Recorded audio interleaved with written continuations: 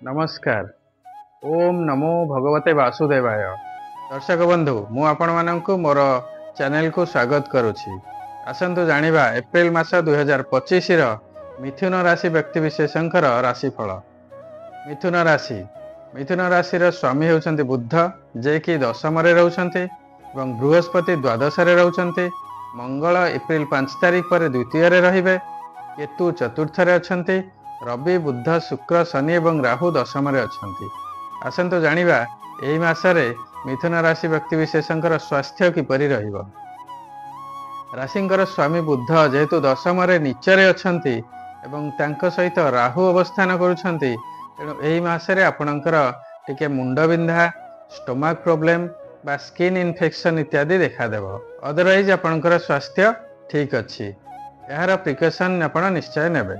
आसंतु जानिबा April मासरे मिथुन राशि व्यक्ति विशेषंकर शिक्षा व एजुकेशन किपरि रहिबो। मिथुन राशि रो पंचमाधिपति शुक्र दशम मीन रे उच्चस्थ अछन्ति, तेणु शिक्षा क्षेत्र रे ए मासटी आपणकर बहुत भल अछि। मात्र जेहेतु रवि नीच अछन्ति, तेणु करी ए मासरे प्रथम 15 दिन आपणकर टिके पाठ पढ़ारे मन लागिबो नाही बा दुर्बल अनुभव करिवे, मांदा अनुभव करिवे। तेणु एप्रिल 14 तारिख रे जेतेबेले रवि चलिबे मेष राशि को एवं उच्च होई जिवे, तापरे आपणकर पाठ पढ़ारे ध्यान लागिबो, शरीर भल रहिबो एवं पाठ बा एजुकेशन रे आउरी भल समय आसीबो। मन स्थिर रखिबा पई आपण ध्यान, योग एवं प्राणायाम करंतु एवं निजको एक्टिव रखिया पई किछि एक्सरसाइज मध्य करंतु। आसंतु जानिबा मिथुन राशि रो व्यक्ति विशेषंकर एप्रिल मासरे लव रिलेशनशिप किपरि रहिबो। आपणकर पंचमाधिपति शुक्र दशम रे उच्च रे अछन्ति एवं तांको सहित बुध मध्य जेहेतु जोगकारक हेउछन्ति, एही मासटी आपणकर लव रिलेशनशिप रे बहुत भलरे रहिबो। आ थरे मु एठी जणै देबाकू चाहे जे रवि जेहेतु नीचे अछन्ति, तेणु वर्तमान 15 तारिख पर्यंत संपर्क रे टिके शिथिलता आसी पारे। मात्र 14 एप्रिल रे जेतेबेले रवि मेष राशि रे चलन करिवे एवं उच्च होई जिवे, तापरे आपणकर संपर्क बहुत भल रहिबो। पुणी जेहेतु शुक्रंक सहित शनि एवं राहु रहउछन्ति, एही मासरे आपणकर टिके मानसिक अशांति, स्ट्रेस बा चिंता रही पारे। तेणु आपण अननेसेसरी आर्गुमेंट करिबा को बा झगड़ा करिया को अवॉइड करंतु, निज वचन रे कंट्रोल रखंतु। आसंतु जानिबा एप्रिल मासरे मिथुन राशि व्यक्ति विशेषंकर वैवाहिक जीवन बा मैरिड लाइफ किपरि रहिबो। आपणकर सप्तमाधिपति बृहस्पति द्वादश घरे अछन्ति बा व्यय घरे अछन्ति, तेणु एही मासरे आपण आपणकर लाइफ पार्टनर का सहित देवालय बा धर्मस्थान भ्रमण करिवे एवं एही मासरे आपणकर लाइफ पार्टनर रो स्वास्थ्य संबंधी खर्च रे मध्य आपण व्यय करिवे। मात्र जेहेतु शुक्र उच्च रे अछन्ति, आपणकर वैवाहिक जीवन बहुत भलरे अछि। एप्रिल 15 तारिख पर जेतेबेले रवि उच्च होई मेष रे अवस्थान करिवे, तापरे आपणकर समय आहुरी भल पड़ी जिवो। आसंतु जानिबा एप्रिल मासरे मिथुन राशि रो व्यक्ति विशेषंकर भाग्य किपरि रहिबो। आपणकर नवमाधिपति शनि मार्च 29 तारिख रे दशम रे गोचर करछन्ति। दशम शनि अत्यंत शुभ अटन्ति। सौभाग्य प्राप्ति एवं धन धान्य प्राप्ति योग अछि। मोर शनि चलन उपर एक वीडियो अछि, आशा करूछि आपण सेथिरे शनिंकर शुभफल कोन से विषय रे कंप्लीट इन्फॉर्मेशन पाई परिबे। तबे एही एप्रिल मासरे आपणकर जेहेतु राहु दशम रे कर्म घरे अन्य ग्रह मानक सहित रहउछन्ति एवं सेही घरे पांचटी ग्रह अवस्थान करुछन्ति, आपणकर मानसिक स्तर रे टिके इंपैक्ट पड़ी पारे, मन अस्थिर रही पारे। ध्यान, योग एवं प्राणायाम इत्यादि करंतु, मन को शांत रखंतु, समय बहुत भल अछि। आसंतु जानिबा एप्रिल मासरे मिथुन राशि रो व्यक्ति विशेषंकर कैरियर बा कर्म क्षेत्र बा चाकरी क्षेत्र रे किपरि समय जीवो। आपणकर कर्माधिपति गुरु द्वादश रे अछन्ति एवं द्वादशाधिपति एवं पंचमाधिपति शुक्र दशम रे उच्च रे अछन्ति। आपणकर भाग्याधिपति शनि दशम रे अछन्ति।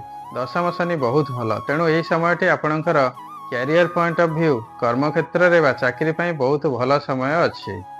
किंतु एठी आपण जानिबा उचित आपणकर कर्म घरे पांचटी ग्रह रहउछन्ति एवं राहु मध्य रहउछन्ति, तेणु आपणकर मन टिके अस्थिर बा चंचल रहिबो। सेथि प्रति ध्यान दियंतु। ଯୋଗ ଧ୍ୟାନ ପ୍ରାଣାୟାମ କରି ମନକୁ ଶାନ୍ତ ରଖନ୍ତୁ। କାର୍ଯ୍ୟକ୍ଷେତ୍ରରେ ଆପଣଙ୍କର ଏହି ମାସଟି ବହୁତ ଭଲରେ ଅଛି। ଏପ୍ରିଲ 14 ତାରିଖରେ ଯେତେବେଳେ ରବି ମେଷରେ ଗୋଚର କରି ଉଚ୍ଚ ହୋଇଯିବେ, ଆପଣଙ୍କର ଆହୁରି ଭଲ ସମୟ ଆସିବ। ଆସନ୍ତୁ ଜାଣିବା ଏପ୍ରିଲ ମାସରେ ମିଥୁନ ରାଶିର ବ୍ୟକ୍ତିବିଶେଷଙ୍କର ବାଣିଜ୍ୟ ବା ବ୍ୟବସାୟ କ୍ଷେତ୍ରରେ କିପରି ସମୟ ରହିବ। ଆପଣଙ୍କର ଭାଗ୍ୟାଧିପତି ଶନି ଦଶମରେ କର୍ମଘରେ ଅତ୍ୟନ୍ତ ଶୁଭରେ ଅଛନ୍ତି ଏବଂ ଶୁକ୍ର ମଧ୍ୟ ଦଶମରେ ଉଚ୍ଚ ଅଛନ୍ତି। ତେଣୁ ଏହି ମାସଟି ଆପଣଙ୍କର ବ୍ୟବସାୟ ବାଣିଜ୍ୟ ପାଇଁ ବହୁତ ଶୁଭ ସମୟ ଅଛି। ଆପଣ ନିଜ କାର୍ଯ୍ୟରେ ଫୋକସ୍ କରନ୍ତୁ। ମନକୁ ଶାନ୍ତି ରଖି ସ୍ଥିର ରଖି କାର୍ଯ୍ୟକ୍ଷେତ୍ରରେ ଲାଗିଲେ ଆପଣଙ୍କର ବ୍ୟବସାୟ ବା ବିଜନେସ୍ ବହୁତ ଭଲ ହେବ। ମିଥୁନ ରାଶିର ଅଧିପତି ହେଉଛନ୍ତି ମଙ୍ଗଳ। ଆପଣଙ୍କର ମଙ୍ଗଳ ଏପ୍ରିଲ 5 ତାରିଖ ଦିନ କର୍କଟରେ ନିଚସ୍ଥ ହେଉଛନ୍ତି। ତେଣୁ ଆପଣଙ୍କର ଯାନବାହନ ପ୍ରତି ଟିକେ ବିପଦ ରହୁଛି।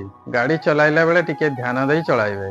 ଆପଣଙ୍କର ଘାତବାର ହେଉଛି ସୋମବାର, ଘାତ ଚନ୍ଦ୍ର ହେଉଛି କୁମ୍ଭ ଚନ୍ଦ୍ର, ଘାତ ତିଥି ହେଉଛି ଅଷ୍ଟମୀ ତିଥି ଏବଂ ଘାତ ନକ୍ଷତ୍ର ହେଉଛି ସ୍ୱାତି ନକ୍ଷତ୍ର।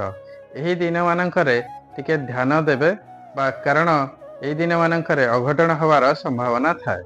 ମିଥୁନ ରାଶିର ଶୁଭ ବାର ହେଉଛି ବୁଧବାର, ଗୁରୁବାର ମଧ୍ୟ ଭଲ ଦିନ ଅଟେ।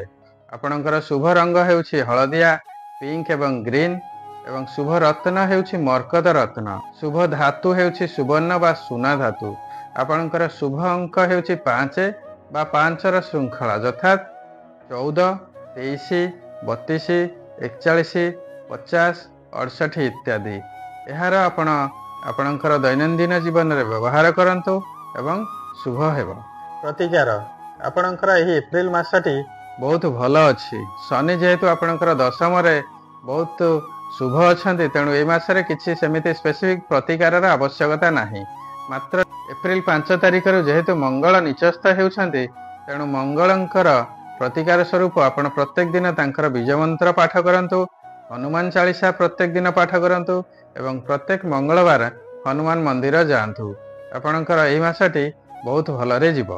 ମୁଁ ଏଇଠି ଆପଣମାନଙ୍କୁ ଜଣାଇ ଦେବାକୁ ଚାହୁଁଛି, ଆପଣଙ୍କର ଯଦି ସେମିତି କିଛି ନିର୍ଦ୍ଦିଷ୍ଟ ସମସ୍ୟାର ସମାଧାନ କରିବାକୁ ଚାହାନ୍ତି, ଜାତକର ଆନାଲିସିସ୍ କରିବାକୁ ଚାହାନ୍ତି, ତେବେ ଭିଡ଼ିଓରେ ଦିଆଯାଇଥିବା ହ୍ୱାଟ୍ସଆପ୍ ନମ୍ବରରେ ଆପଣଙ୍କର ଜାତକର ଫଟୋ ଉଠାଇ ପଠାନ୍ତୁ। ମୁଁ ତା'ର ପ୍ରପର ଆନାଲିସିସ୍ କରିବି ଏବଂ ଶାସ୍ତ୍ରସମ୍ମତ ପ୍ରତିକାର ସହିତ ଆପଣଙ୍କୁ ନିଶ୍ଚୟ ପଠାଇବି। ଏଥିପାଇଁ ଟିକେ ସମୟ ଲାଗିବ, ଦୟାକରି ଧୈର୍ଯ୍ୟ ଧରିବେ। ଏହି ସେବା ସମ୍ପୂର୍ଣ୍ଣ ଭାବେ ନିଃଶୁଳ୍କ ଅଟେ। ଆଶା କରୁଛି ଏହି ଭିଡ଼ିଓଟି ଆପଣଙ୍କୁ ଭଲ ଲାଗିଥିବ। ତେଣୁ ମୋ ଭିଡ଼ିଓଟିକୁ ଲାଇକ୍ କରନ୍ତୁ, ସେୟାର କରନ୍ତୁ। ଯଦି ଏପର୍ଯ୍ୟନ୍ତ ମୋର ଚ୍ୟାନେଲକୁ ଆପଣ ସବସ୍କ୍ରାଇବ୍ କରିନଥିବେ, ତାହେଲେ ସବସ୍କ୍ରାଇବ୍ ନିଶ୍ଚୟ କରିବେ। ସର୍ବେ ଭବନ୍ତୁ ସୁଖିନଃ, ସର୍ବେ ସନ୍ତୁ ନିରାମୟା, ସର୍ବେ ଭଦ୍ରାଣି ପଶ୍ୟନ୍ତୁ, ମା କଶ୍ଚିତ୍ ଦୁଃଖଭାଗ୍ ଭବେତ୍।